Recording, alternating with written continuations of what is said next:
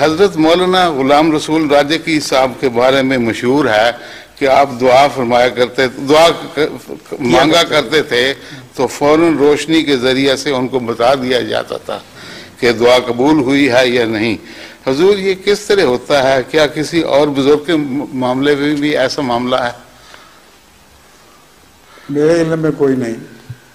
حضرت مولوی راجکی صاحب ایک صوفی منش انسان تھے، ہاں جی، اور وہ دعا کے بعد کہا کرتے تھے کہ میری آنکھوں میں روشنی ہوئی ہے۔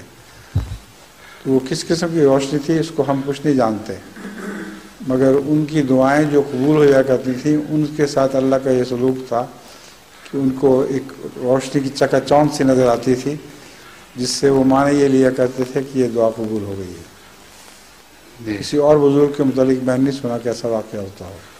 جی، جزاک اللہ خیر۔